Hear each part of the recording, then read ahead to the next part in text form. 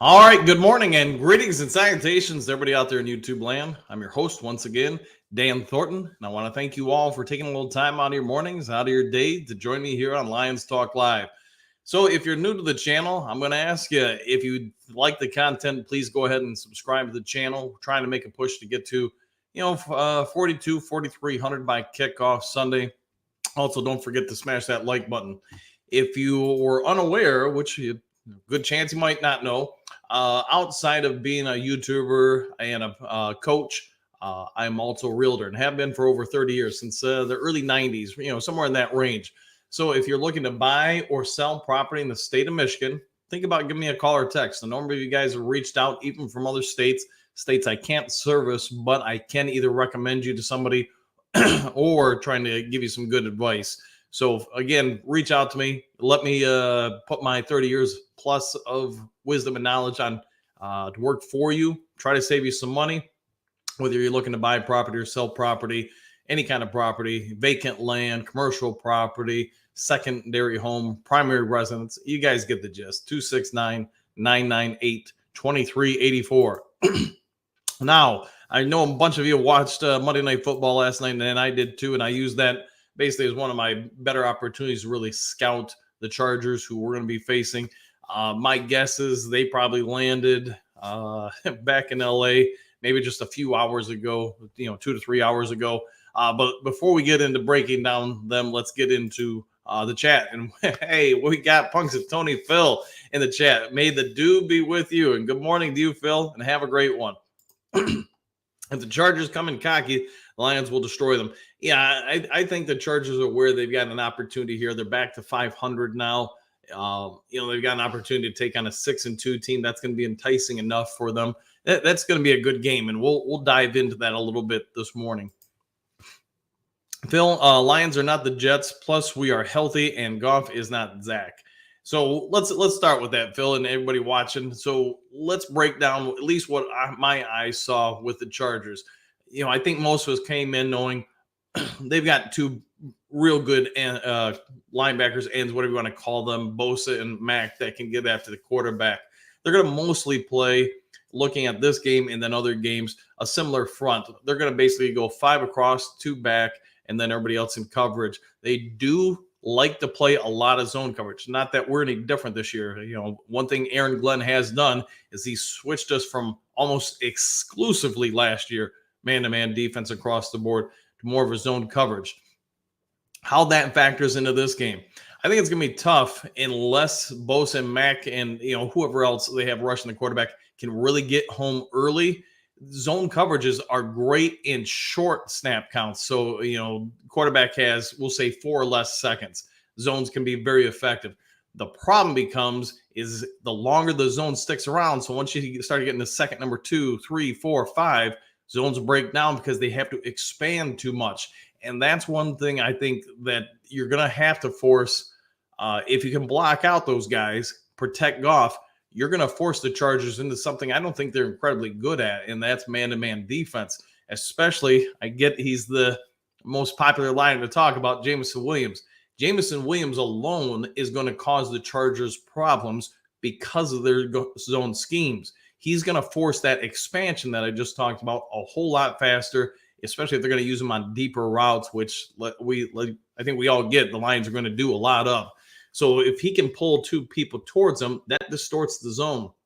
I know yesterday I said I thought we'd be able to match up and block out the Chargers front a little bit better, their line. That was also with the last time I'd seen him. Bosa was a lot less healthy than he was yesterday, which meant you could force a little bit more coverage over to Mack. But I will say this, watching Bosa last night, that toe and other injuries, he looked fairly healthy. I get, Zach Wilson is not the greatest quarterback by any stretch of the imagination. I also get the Jets line is really beat up, and all those things played a factor into that game. So in a nutshell, I think that favors us, and the fact that they do try to play so much zone. The part of it is we like to play zone, and I think they're a very good matchup for our defense. They don't really have any burners out there. They struggle to, like I was just saying, expand a zone or take the top off, however you want to put it. They don't have the fastest receivers in all the world. So I do believe if we can get pressure on the quarterback, there's some real opportunities here. What I'm hoping we don't see, because Justin Herbert is a mobile quarterback. I mean, he's not Lamar Jackson, he's not Michael Vick or Steve Young or something like that, but he can escape the pocket and get some yards. What I'm really hoping out of Aaron Glenn is he'll want to use that funnel formation or cone formation, what do you want to say, with the defensive front. I'm hoping he doesn't do that as much as he has in the past this season. All right, went on way too long with that. Sorry, guys. But I did promise you a breakdown, right? Lions #1 fan, greetings and salutations. Coach Dan, did you watch the game last night? Yes, I did. And I do think our running game should help out a lot too. One thing I was really surprised with the Jets last night is their lack of involvement in the running game. I really thought they did a disservice to Zach Wilson. I get he's not a great quarterback. He's still growing and evolving. I will say this, from the last time I seen him, which would have been a year ago, he does look better. It's just he still misses way too many easy reads, throws, etc. So I will say this, our running game, if we can set some things up here, the play action will be there against that zone, and Goff should be able to hit some good shots against it. Now the question comes down to, what can we get enough pressure on Herbert to make him less effective? And he did not have a great game, in my opinion, last night. And some of that is because the Jets defense they're pretty good as well. All right, Drake, what do you got? Good morning, Duke crew. How you doing, Coach? How you doing? I'm having a good one, so hopefully you are too, Drake. Dave, what do you got? Chargers looked a lot better than I would have thought. Yeah, they did. And some of that's just health.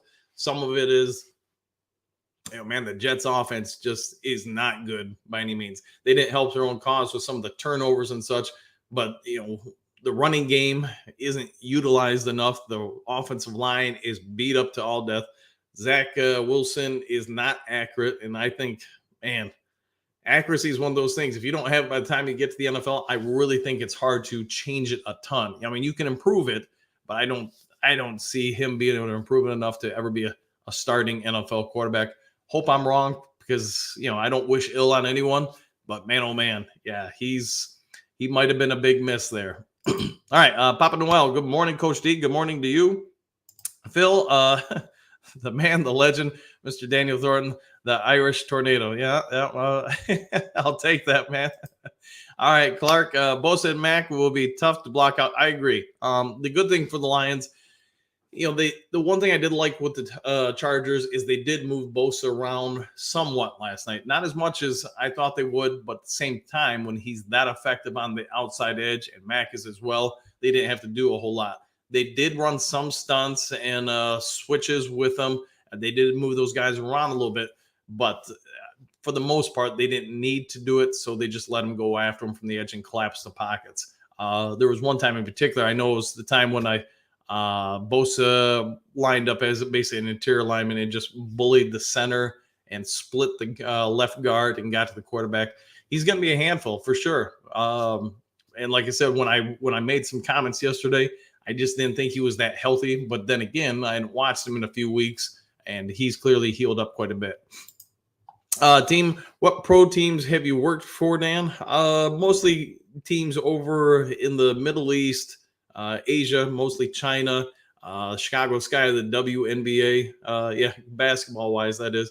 I've done some scouting and limited services for other leagues, but that's more of just trying to observe personality traits or types. With not really so much to go out there and assess whether or not they're athletic enough to do something else. So that's the good thing about being a scout is we have certain traits. It transcends to any sport. They're not asking you to go out there and do this, that, or the other thing. They just want you to figure out who somebody is internally. So there's your answer to that one, Phil. All right, here we go. Bruce Long, greetings and salutations to you too, Bruce. Hope you're having a good one, a Mountain Dew one. Phil, Lions will wear them down and beat them up. We're fresh. They play Monday. And there's going to be some truth to that. I mean, the good thing for the Chargers is you will have, basically 5 days of normalcy. The tough part for the Chargers, I think we talked about it yesterday a little bit, is, that game gets done at, whatever time. We'll just say midnight Eastern Standard Time, which is, LA time, 9 p.m. So you get everybody onto the facilities, you get on the bus. I'm assuming they're probably going straight to the airport. So let's just say that takes an hour and a half, and that might even be kind of saying that's fast. So LA time around 10:30, maybe 11 o'clock, you get airborne, 4 to 5 hour flight. I mean, man, they're not landing in LA till we'll just say 3 a.m. So 3 a.m. Your Tuesday's more or less shot because you're landing, you're getting everybody off the plane, they're getting home, they're not getting really probably to bed till like I don't know 5 or 6 in the morning. So you gotta let guys get some sleep. I'm probably saying if you're the coaching staff, you're telling all the coaches you got to be in the office later on for film breakdown, the group meetings, talks. So again, Tuesday's shot. So now you're going right into Wednesday. You got Wednesday, Thursday, Friday for your walkthroughs, your practices, your dress rehearsals. Saturdays, just film studies, positional meetings. It does wear on people. So could we be the beneficiaries of them being a little bit more tired, worn down? Sure. Is it going to be a significant factor? No. But I'll tell you this, man, it's a factor. And don't let anybody tell you different because pro athletes or not, you're still human. Phil, 5K by the weekend. I don't know about that, man, but hey, if it happens, I won't be sad. So yeah, if you haven't yet subscribed to Lions Talk Live, please consider doing so. Thanks for that, Phil. Mile Marker, good morning. Good morning to you too. Bergs, good morning, Dan, and the Duke crew. Go Lions. Good morning to you. Hopefully you're having a great one, man. You just want to see my Tesla? Yeah, it's nice, man. I never thought I'd get one, but last year for my 50th birthday, since my old car got smashed by a deer, yeah, I figured, why not, man? All right, Jack, what do you got? Here we go with I'm scared of the Chargers, Lions fans. I don't think you need to be scared of them, but I would be respectful of them. I wouldn't overlook them. Just we could go in there and hammer them. They could go in and hammer us. I mean, I'll put it this way. You look at the LSU Tigers. A lot of people are clowning them as the newest version of the Brooklyn Nets. That here you have the stacked team where basically a super team, and you got beat by the number 20 team in the nation, Colorado, yesterday. I'm talking about women's hoops yesterday, but it is what it is. If you don't respect certain teams, they're going to put it on you. And I know that the Chargers are going to want to do nothing more than put it on Detroit and kind of elevate their name and game. So I think we've got a good chance to win the game, but I wouldn't overlook them by any stretch. All right, Don, what do you got? Greetings and salutations. Lion fans, this morning, go from we have an easy schedule to, man, LA Rams are going to be tough. Yeah, I agree with you. No such thing as easy in the NFL. No, I would agree with that fully. I mean, if you even look back down to like the 0-16 Detroit Lions, I mean, there were some games, a couple breaks go their way, they wouldn't have been 0-16. Most games, I would say, really come down to like 5 to 10 plays. If you get those, drives keep going, or you get somebody off the field, and it adds up the momentum in a hurry. So I agree with you. I think we've got a chance to win. If I had to predict right now, I'm going to say a touchdown or less, but I'm going to say this. The Chargers, while I do think we have some real strengths against them, they can also wreck some game plans with some of their defensive schemes. Herbert, if he can escape the pocket, the dude has an arm. I get he's playing a little bit banged up, but I'm not overlooking them by any stretch.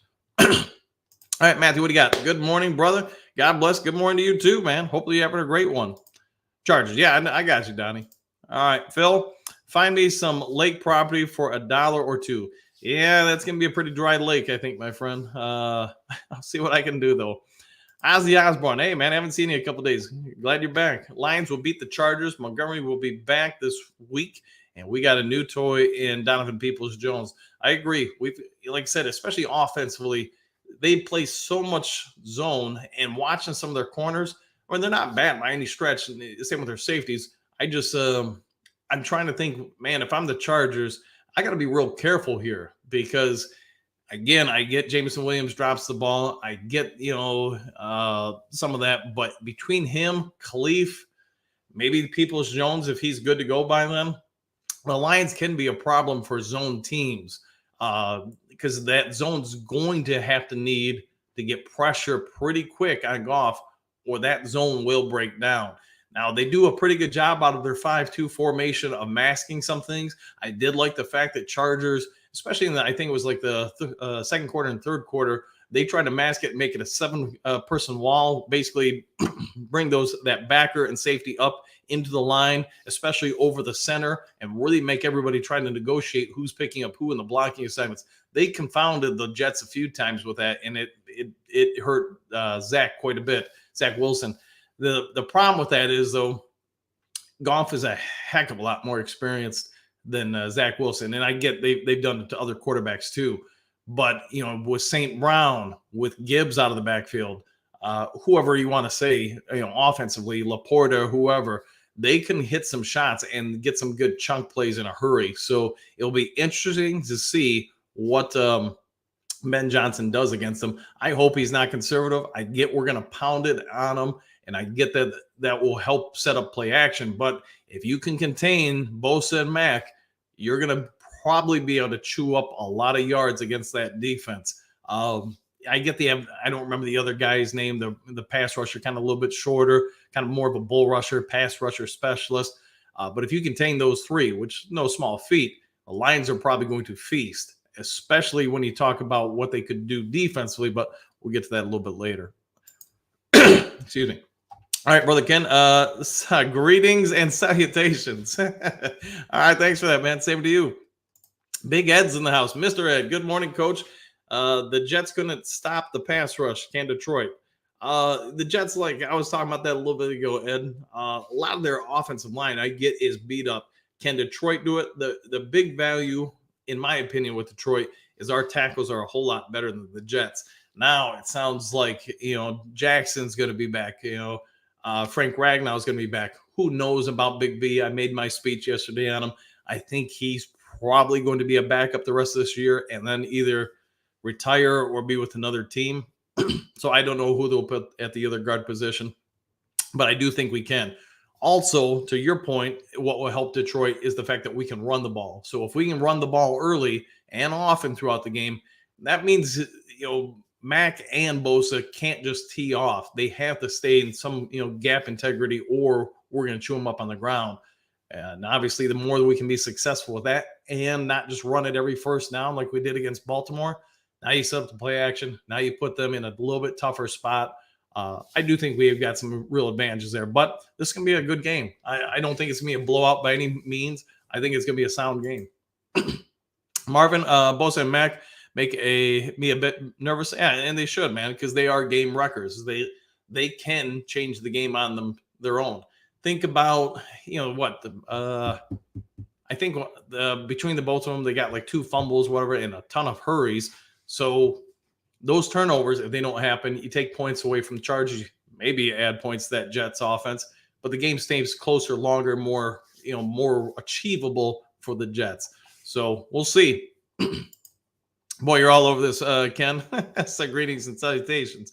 So greetings and salutations to you, Ken. Maybe I'll have to say that a little bit more often. Phil, is the zone coverage why we are not getting as many sacks? Phil, I think it's more just why, when we get our sacks, it's because Aaron Glenn turns loose the defense a little bit more up front. He's asking him to be less assertive and more calculating, I guess is what I'd say. And so usually if you go back and look at the games, we're not getting a lot of sacks is because he runs this cone formation, against the quarterback, where basically you're not asking guys to go get the quarterback. You're asking guys to take on those offensive linemen and push them back into the quarterback. So I think that's a big part of it. I don't mind it, just me personally. I'm not going to say that my thoughts here are right or wrong. I'm just going to say, I think once in a while it's okay. I wouldn't do it for an entire game because quarterbacks have to get hit or they get into rhythms and they just start picking you apart if you don't take them off their comfort zone or level, whatever you want to say. So I'm going to say this, go Blitzburg, hit them again and again. You're going to give up some plays. You're going to give up some yards, but you know what? You're going to beat up that quarterback. You're going to beat up that offensive line. You're going to hit some receivers. If you got faith in the guys in the secondary, make them earn those paychecks. Because let me tell you, ask him to sit and cover for 5-10 seconds. That's not doing them any favors either. So I'd rather take my swings and try to hit it out of the park than I would just letting somebody, pick us apart all the way. But that's where I'm different than Aaron Glenn, too. All right. So, Ryan, what do you got? Greetings and salutations. Best part of your morning? Thanks for that, man. And I hope you're all enjoying the show. And you know what, Ryan? Best part of my morning is being here with you guys. So, all right, Don, what do you got? The way they pull J-Mo in and out of the lineup, I don't know if he will cause a problem. The kid can't get in rhythm. Yeah, I get it, man. But he does have the ability, if they're going to use him, he can alter a defense, because I got to imagine they're just, I say this and then I keep seeing people leave him in single coverage. I got to imagine there's not many defensive coordinators that want to leave him in single coverage. So you got to commit a second person over the top to help protect. But with that being said, Baltimore left him in for the most part, not all the time, but for the most part, single coverage. Tampa Bay left him in single coverage. And there's probably other teams I'm not thinking of off the top of my head, but I'd give the kid a shot, man. You got to figure out this season, is he something or is he not? Or maybe Peoples-Jones takes that slot, or Josh Reynolds or Khalif Raymond. You get the idea. All right, JP, good morning. Good morning to you too. Silver Surfer, quick hits. Traversal routes for dear J-Mo, cross the field, no reads. If window open, hit it, protect the kid, build his confidence. Yeah, they're going to have to do some of that.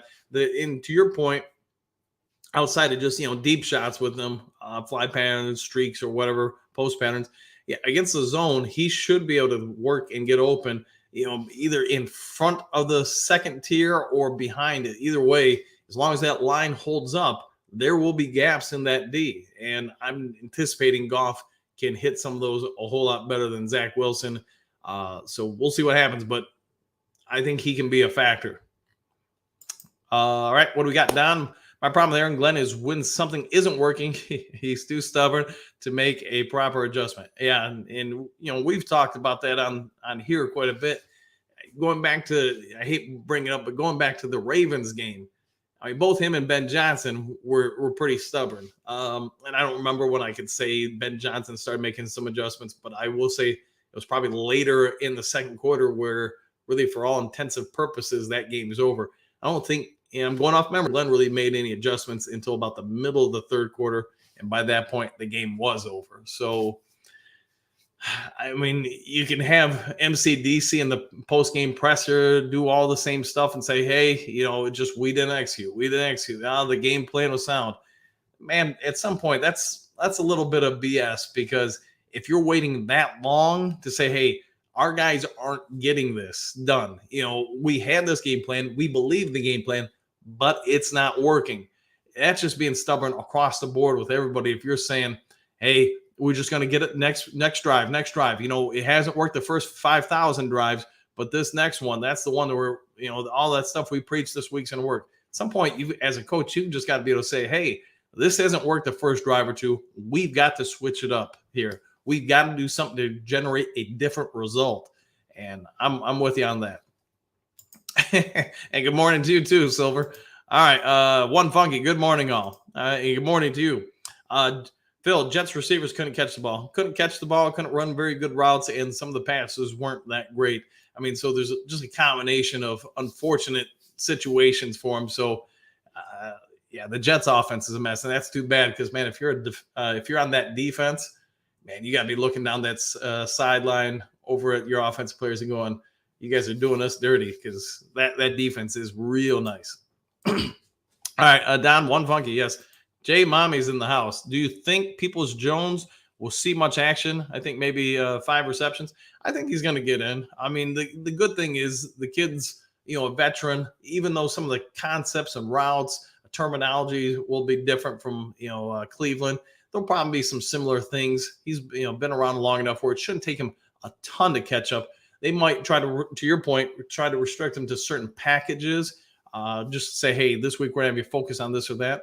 But with that being said, he can pull a Josh Dobbs and just say, hey, I don't need a playbook. I'm just going to come out here and play football. And that's going to work. So we'll see. One Funky Don, sir, how are you this morning? All right. I'm well, and I'm let Don tell you how he's doing. Lorraine, good top of the morning to you. Top of the morning to you, too. Greetings and salutations, Jay Mommy from Phil. Man Bear, Do Crew. Good good morning to you all. Good morning to you too, Man Bear. All right, Ed saw Rodgers on the sideline with his headset. Is he talking to the QB or the coaches? The coaches. Unless, I guess, in all fairness, unless he became the assigned communicator to the helmet. So my guess is, yeah, he was talking to probably the OC or something about things he was saying, and not the head coach. But who knows? All right, Don.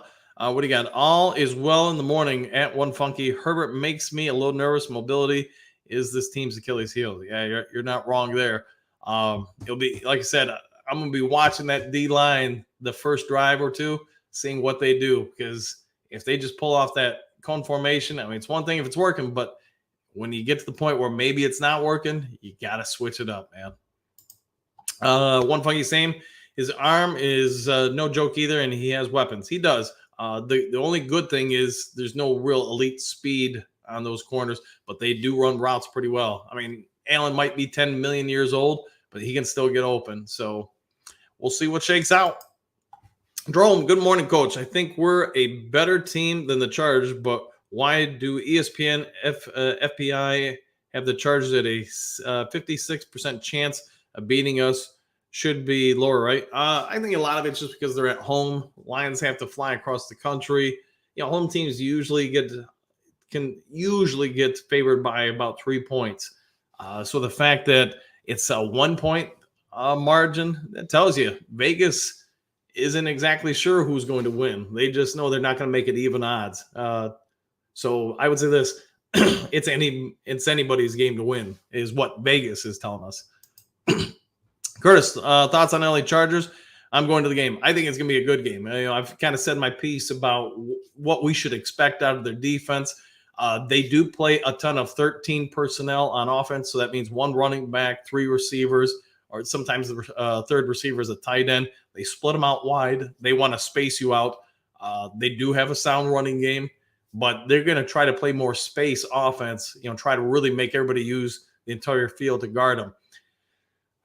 One of the advantages the Lions will have is, I think, the biggest factor in this game is, if you ask me who on defense is going to have the best game for us, it's going to be Kirby Joseph, because the Lions are probably going to play a ton of zone coverage, and they're probably going to play single high, meaning he's the only person deep.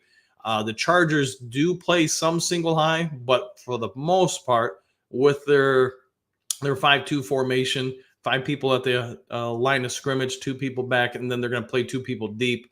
I'll say this: Kirby Joseph, because he's going to be put on an island a lot, I think, because the Lions are going to try to get after Herbert and try to use a little bit more zone coverage up front, forcing quicker throws in contested situations. Kirby Joseph is going to have to guard 2 sidelines, and he's going to have to make a lot of good reads. Otherwise, we could give up some big plays. So he's I think, most important person on defense. Offensively, it's going to be the offensive line for me. If they're blocking well, either in the run game or the passing game, then we've got a real good chance to beat the Chargers, because you neutralize their pass rush. I think you're going to, again, because they play so much zone and deep zone at that, you're going to be able to pick them apart. Hopefully that was a good enough answer for you, man. John, what do you got? Will you ever take that Tesla over any sweet jumps? No, I baby that thing quite a bit, man. I do what I can. Actually, crazy story for you. Totally not football related. I was showing a house, we'll say a month ago, and all of a sudden, like, we must have startled some deer. It was a little bit more remote area. This deer runs up and hits my car. Just runs head first into it, like you were thinking it was trying to tackle the car. Left a small dent, popped most of it out, chinking away. But the insurance guy is gonna fix it. It's got to go in on the 12th. But it was just crazy thing. It hit it, looked at me, and then ran, booked. I was gonna cry though. I was like, man, you hit my car. All right, Phil. St. Brown and Goff are both California guys going off. Goff loves to play on that field. Yeah, I mean, weather won't be a problem. We all get that. It's gonna be, as far as game conditions, it should be as ideal as possible. It's gonna be 2 teams looking to get a win, man. 2 even contestants. Well, fairly even contestants. Curtis, 3 rows from grass on SoFi. Can't wait. Yeah, you're going to have a pretty good seat, man. I think you're going to be able to watch a pretty good game.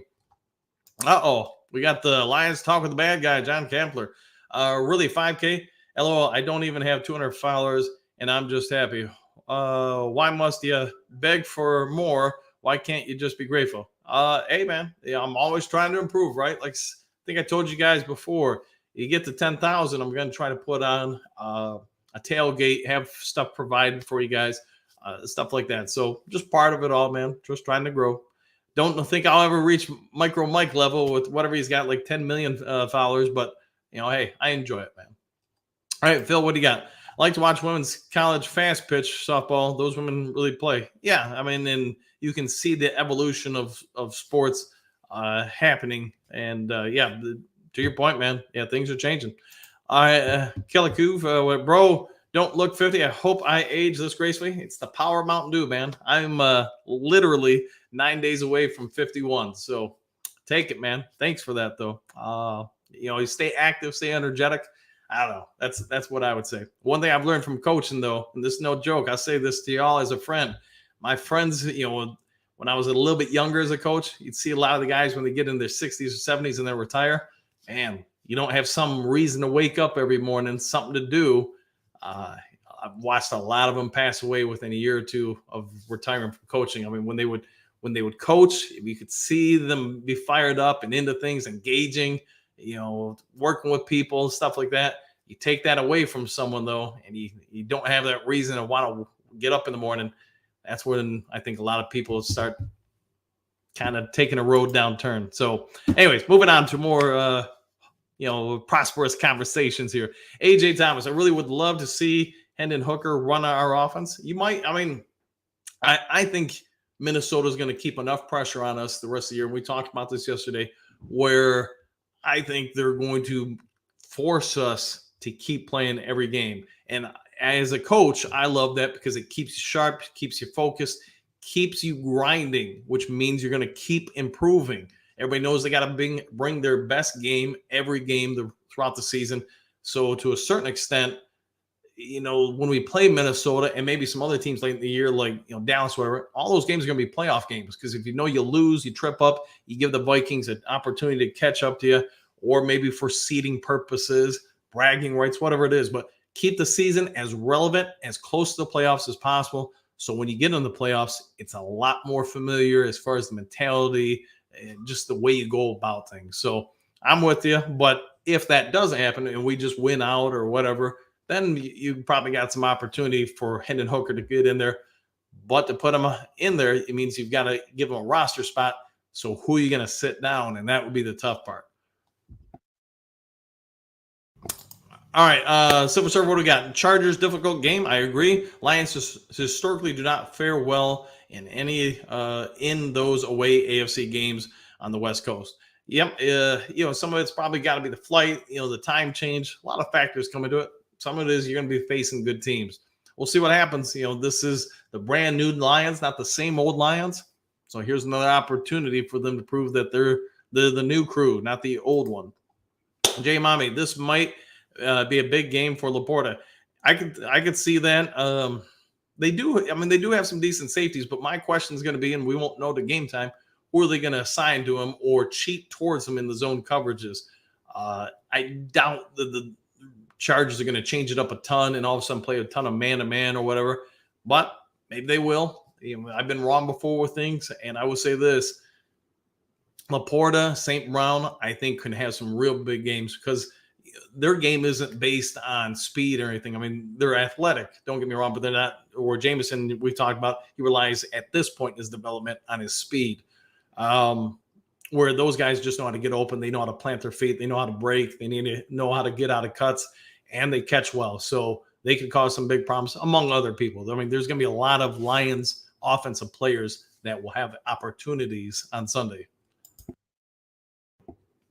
All right. We got the A morning. This should be a breakout game for JMO. Maybe. I mean, I'm anticipating they're going to target him, we'll say 3 to 5 times that game. And I think they'll be on specific routes. Maybe they'll pull some end around or whatever else. That stuff I'm not going to factor in. If it happens, it happens. But I do think this is as ideal a setup as possible. One thing I will say, I hate bringing it up, is the Chargers secondary. One of their strengths, I do think they have a few weaknesses, but one of their strengths is they can hit, and they do a real good job of it. Jameson Williams, at this point in his NFL career, has not shown a desire, to me at least, to want to get hit. So that becomes a bit of a problem, especially against zones. We've talked about him running some shallow crossers or whatever. It means you're getting set up to be hit by that defender. So you're going to have to be able to take that hit. You're going to have to be able to, catch that ball while doing so. I'm like I've said from quite a while now in Lions Talk, I just want to see the kid get a little bit better each week. This would be a great opportunity for him. All right, one funky. AJ might maybe week 18, if the Lions have their playoff spot locked up. That's a possibility. That's a possibility, yeah, for sure. One funky again. A morning. I hope JMO scores and looks at the camera and says, "I hope you bet on that." All because of the Chargers schedule release video. Well, we'll see what shakes out, man. I hope he gets something out of that. Gapler, is anyone else worried about Frank? Thinks time to look for a new center in the center at some point. That foot in the pain will catch up. That's something that we'll address in the offseason, John. I mean, the coaching staff is aware that toe isn't ever getting better. I mean, they've done 50 surgeries on it or whatever it is. It is what it is. He's going to have to power through it the rest of his career. Is the rest of his career 3 more years, 5 more years, 1 more year? I mean, they'll worry about that in the offseason. All right, Brent, good morning. Lions will win if we can keep the pressure on Justin Herbert. Hit him early and often and rattle him, keep him off his spot. I agree. That's where I think the game, at least for our defense, is going to come down to. You got to get pressure on him. You can't hope that he's going to misread things. You can't hope he's going to make more rookie-esque type mistakes. You're going to have to force the issue and force him into some errors. Yes, you're going to give up some plays, but you need to get turnovers. You need to get stops, and you cannot let him just sit out there all day and pick us apart. 100% agree. Steve, Hookman, greetings, coach. I am a first-timer, and I really enjoy your show. I was watching Herbert Moore discuss JMO, and he thinks that Gmail should be a slot receiver. Your thoughts? I think he's got. First, let's start with this. Herbert Moore is right in that you can't just be one-dimensional, and for the most part, that's what Jameson Williams has been in Detroit. The problem with that is if you don't expose him to other things, sort of like Herbert Moore is talking about, you're talking about, then you really limit his growth.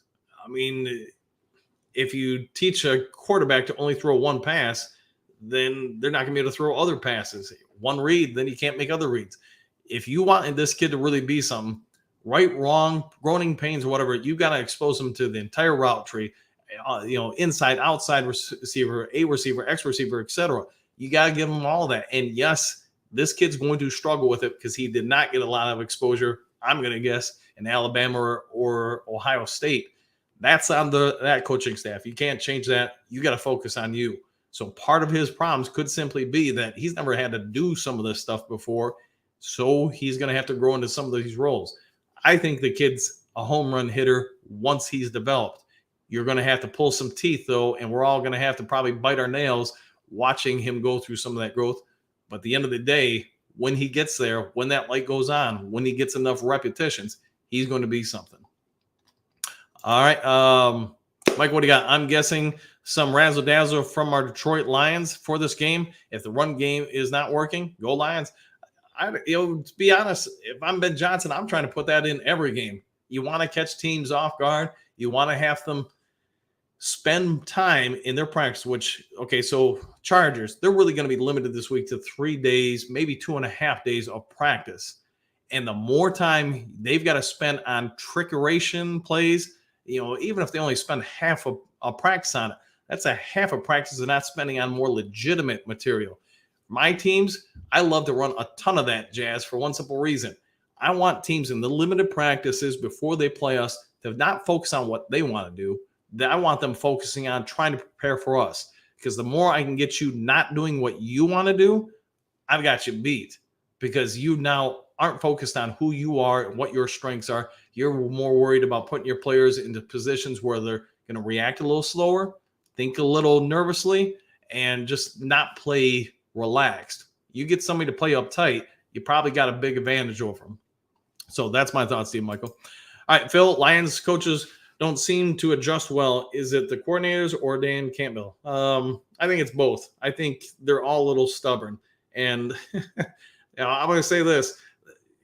I get there's sometimes something to be said for being stubborn, but I think a lot of times in coaching that gets you killed. If you're going to say, and I hate bringing up the Ravens games, but hey, man, we just weren't executing, brother. We just the game plan was sound.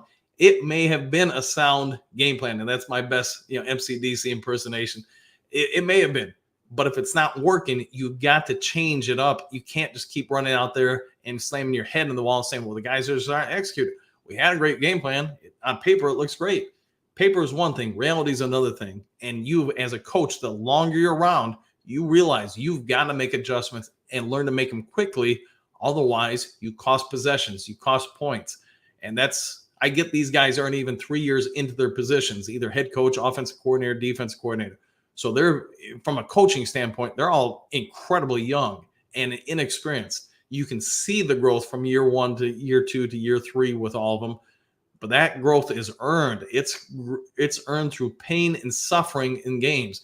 We can all probably remember the games we blew MCDC's first year and then early last year where, man, that was a bonehead decision. Why are we going for it on every fourth down? Why didn't we kick a field goal? They don't do that stuff as much in Detroit because they've learned from it. They still do it some, but not nearly as much as they used to. Some of the defensive schemes and principles where last year we almost never stunted. We never did any kind of in-out maneuvers on the defensive line to generate pressure, any block downs so somebody can loop over from the outside edge. So they've learned to do that stuff. And last year we were able, with Houston's emergence and then Hutchinson's, we're able to get away with some of the things we couldn't or didn't know to do last year. This year, without that secondary pass rusher, most of our sacks are coming off schematic principles. So you're specifically doing something to help somebody else get to the quarterback. When we don't do it because the funnel formation or whatever, there's just not players who, physically are able to beat their person, their blocking assignment, 50% of the time, 60% of the time. So the long answer is yes. I do think that the coaches need to make adjustments faster, and they will as they get more and more experience. All right, one funky. John, that's what I've been saying. We need draft this year in the first 3 rounds. And they might. This could be the year where they just say, the return on the investment for Frank the Tank is starting to diminish.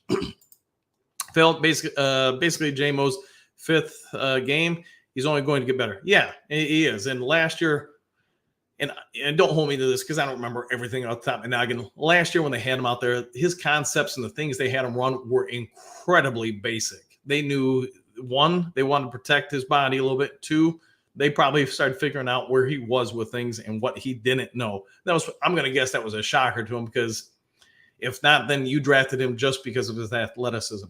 Nothing wrong with that. I'm just saying I'm anticipating they weren't aware how undeveloped he was in college. So now this year, if you watch him, especially when he makes his breaks, especially some of his shorter patterns, you watch his foot placement, how he opens up his hips, it's improving, but it's slow because he's not doing it without thinking. He's out there thinking through things. And I talked about that with like Campbell trying to rush the quarterback, Jack Campbell. He's out there doing what the coaches have taught him, but you can just watch his mechanics. He is sitting there trying to think through everything. And Jameson Williams is no different. You give him another year where now he doesn't have to think to do these things. That's where I think you'll really see him take off. And I'm just not going to be some YouTuber that comes out here and says, well, it's this or that or anything. I'm trying to tell you what I see from a coaching standpoint. And so you get some time to watch Jameson Williams. Go out and watch his feet when he runs some of the shorter patterns, or even on the deeper ones. See how he tries to set up this way to go that way. When you can see those, hips and knees start moving fluidly without a hitch, now you know he's doing it without thinking. So, all right, I do think by the end of the year and definitely next year, he's going to come a long way. Don, to me, J-Mo can just as good as CeeDee Lamb. Yeah, I think it's just a lot of it's his development. I've gone on enough about it, but you guys get my point. I think his upside is pretty good. Goff is similar to Montana. Awesome on quick and mid tier routes. Yeah, not as much on deep routes due to his arm strength. Not saying he's Montana. No, and I think you're pretty right with that.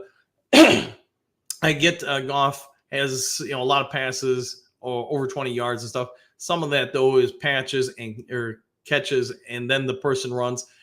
The one thing I do think he's not bad at, he's just not great at, is he's got to find a common ground on some of these deeper shots to whether it's Khalif Raymond or Jameson Williams or whoever, where he learns a little bit more how to lead somebody.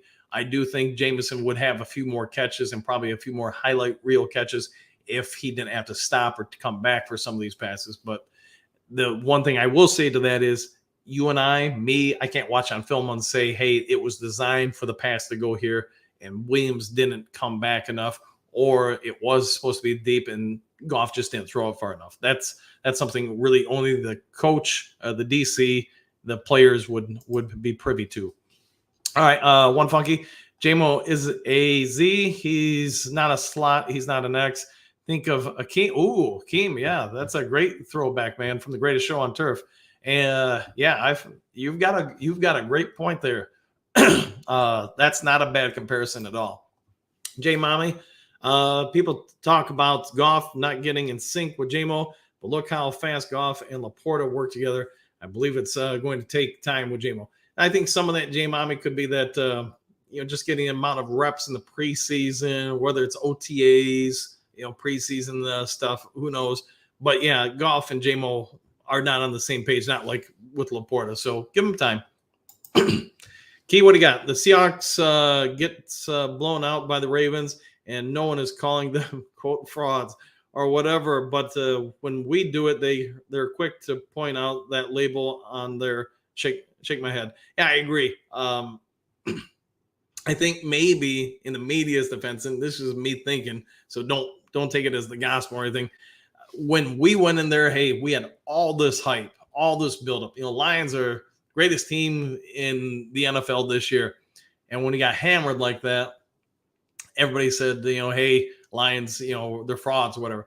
Seahawks, for the most part, man, when they went in there, that game really wasn't that hyped, at least not that I noticed. You guys let me know, but it just didn't feel like it was nearly as hyped as I thought it should be because 2 first-place teams, 2 teams on the uprise. I don't know. It's almost like everybody didn't even notice that game happen. Jerome, what do you got? Hey, Coach, if we ever get Hendon Hooker going to be a running QB like Jalen Hurts and Lamar Jackson, the dude has wheels. I'm with you there. He does have mobility. And really, when I look at him, and I don't want to compare one dude to another, but look at his lower body. So his legs, hips, look at him. Look at, I don't know, like if you want to go back, Steve Menaire, Lamar Jackson, maybe you could say someone like, Josh Allen or Steve Young, but look at the amount of lower body strength. I guess I should just say that he does have. Now you look at his upper body too. That's where I think he is a little bit more rare than some of those other guys. All those guys could toss it and throw it, but Hendon Hooker, he's got an arm. He's got a cannon for an arm. So he's mobile, got a cannon. We'll wait and see on the accuracy. I think he's accurate, but we'll see what he does at the NFL level. But I've got no reason to doubt him whatsoever. And when they say about his age and stuff like that, at a lot of positions, to me, that's a concern. At quarterback, it's not, just because a lot of quarterbacks, especially with the rules nowadays for protecting quarterbacks, I mean, you could get 8 to 10, 15 years out of this guy. Who knows? We'll let at least I'll let the coaching staff make a decision what they're going to do with him. But he's a real possibility for them. I'll just say that. When what do you got? Do your thing, Bergs. Will be in the Medu to give some effort. Okay. I'm guessing you're talking about Mountain Dew there, so I'm down with it. Big T, a lot of laughter. All right. Hopefully you're having a good one, man. Ken, what do you got? Good morning, Danny Dew and all. Good morning to you too, Ken. You must have good genes, look more like 40. I'll take that, man. It's the hair, right? It throws people off. It's the hairdo, right? All right. Phil, what do you got? Seems just as the Lions get healthy, other teams are beat up. Kudos to our medical staff. Yeah, and the Lions, man, to your point, they are getting healthy even before the bye. But man, it's the NFL, man. Everybody, I feel so bad for those dudes because by the end of the season, those bodies, man, they're just mashed. Especially if you're a offense or defensive lineman, probably a linebacker. Yeah, those guys just get hit. Michael, what do you got? Is the Jets offense that terrible, or did Chargers fix their defense? I'll say this: I think the Jets offense is that bad. I mean, and it's to me, it starts with the offense line. I get they're beat up; they got dudes out. Some of them aren't performing the greatest, whatever it is. And then now you go to the quarterback, your most important position. And while I do think Zach Wilson is clearly improved, he's still miles behind. And I'm going to tell you this: I hate saying it, but the scouts on that guy, they're probably all unemployed today. And I don't wish that on anybody, but they missed badly on him. And you miss on something that high a draft pick and that terribly. Oof.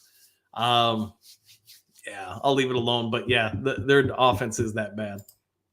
Lauren, for the forum, is JMO a better wideout than inside receiver? You can run him inside for higher completion percentages, but there's more traffic. It's more physical. Is he an inside receiver? I think he needs to be. I think he needs to be inside and outside, like really all NFL receivers nowadays, just because the routes have a little bit changed. If you go back to the 70s and maybe early to mid 80s, you could have some dudes like Willie Gault that all they did is just run streak patterns down the sidelines. And there's something to be said for that, because you do have to have people pick them up or you're getting touchdowns. But yeah, I think most receivers nowadays, they're pretty interchangeable spot wise. They might have some that, like a Mike Evans, because he's a little bit bigger, stronger. He might be more apt to get some reps at certain spots and patterns, but you do got to be able to run them all. Otherwise, you're incredibly limited. Randy, what do you got? Everyone talking about the 1-2 punch with Monty and Gibbs. What about the 3-headed monster Lions created with that Craig Reynolds brings? Craig Reynolds this year, he's having a career year. This is the best we've seen him perform that I can really recall. Now, he's been given a few more opportunities, but that dude's come to play. Phil, you have to get up and laugh off the hard hits. You do, but man, some of those hits are going to hurt a little bit more than others, man. All right, these mile marker, these Lions, quote, these are the good old days. Yeah, I mean, these are going to be days. This season really plays out like you and I, we all are anticipating it will. This is going to be a season that was talked about by Lions fans for a while. So we'll see what shakes out, though. Phil, which toe is it? I'd remove the toe. If you're talking about Ragnow, don't hold me to this. I want to say it's his right big toe, and that's a problem just because for weight distribution, balance, coordination. Obviously, that's something for somebody who's got to make the majority of their living off backpedaling into blocking stances. Run blocking going forward, probably not as big a deal. Maybe I'm wrong. I mean, I've never run blocked without a big toe, so I don't know. But I got to imagine from a balance and weight distribution in pass protection, that's probably a bigger concern. I'm not even going to try to say the first name. I'm just going to say TAFKA day. Daylight savings happens, so now you start at 5 a.m. here, right about the time my golden retriever grand puppy wakes me up and pee poo when I babysit him overnight. Well, glad to hopefully help provide a little bit of entertainment and enjoyment into your morning rituals. Hopefully you're having a good one, man. Jerome, hey coach, love the way you break everything down in football. Wish I had your knowledge, man. Awesome show, brother. I'm 52. It just takes time, man. I'm trying to point out some things to you guys, so you guys may know more than me. You may not. I don't know what you do or don't know. That's why I try to throw little tidbits here, so when you're watching some film or a game or whatever, you can start training your eyes what to see. So real quick, let's just use the Chargers def as an example. They're primarily going to put 5 people across the boards, but watch the 2 people right behind the interior line. It's going to be typically for the Chargers, based on some film I've watched, it's going to be a linebacker and it's going to be one of the safeties creeping up. They're going to play a lot of 3 safety formations, so they have a little bit better pass coverage. But now those 2 back there, you're going to be able to tell what kind of formation they're in real quick off the snap. If both of them jump out wide, they're in zone, which they do a ton of. If one of the safeties jumps straight back, drop straight back, they're in man-to-man coverage. At least on most of their sets, they're just having that safety play a deep zone coverage while they're allowing the two safeties that are up high to come up and play man-to-man. So there's other stuff like that. Like, okay, when we go into offensive schemes, you'll hear me say 21 personnel, 13 personnel, 12 personnel. The two, or whatever number you hear first, that's how many running backs are on the field. So 13 personnel. You got one running back and you got three receivers. Yes, one of those receivers can be a tight end. 21 personnel, you got two running backs, one receiver on the field. And some teams change it up where the 21 could be two running backs, one tight end. The 13 could be one running back and three tight ends. So every team treats that a little bit different. But, just keep asking questions, man. That's what I had to do. Stick to running game versus Chargers. Yeah, I think they'll do a ton of that because this offense is at its best when it's able to run and run play action. Against the Ravens, my big complaint was every first down, the first three drives was a run, and it was incredibly predictable. I mean, even the announcers, even the guy that just does the primary broadcast, not your former player who's the color commentator trying to help out, adding tidbits. But when that dude knows what the first play is going to be, that's a problem because that means the Ravens, you're going to guess, they probably knew what was going to happen. So anyways, what do you got here? Maybe we should let the Chargers get up big early. Seems to be terrible at holding on to big leads. That's a bold strategy you got there. Not saying it wouldn't work, but I'm going to say this. I feel a lot more comfortable if we just went ahead and got a lead and kept it. Trickeration, Dan. So yeah, just trick plays. They just when I used to host football bingo or Monday night football bingo, it'd be one of the things I'd have to call out on your bingo sheet. If it's a run less than 5 yards, pass more than 10 or whatever, trickeration, just any kind of trick play. McUltra, agree with that. I'm not sure what we're agreeing, but I'll agree with it. All right. Ludula, I think Chargers are soft up the middle. Yeah, and that's what I was talking about on yesterday's show. I said for the most part, I thought their defense line wasn't that great. Some of that was because I thought Bosa was still a lot more hurt than what he was. But their interior, I agree with you. It's not that great. They're not bad. They're not elite or good, I would say. They're average. Now, their ends, so Mac and Bosa, Mac isn't what he once was, but he's still pretty effective. Bosa looked very good last night. How much of that is the Jets, offensive line just isn't that great? The fact that, in my opinion, they called a lot of predictable situations for the defense to kind of jump on. There wasn't much to keep the pass rushers at bay or even hesitant somewhat. So we'll see what happens. All right, Derwin. Yo, good morning, man. That defense looked good last night.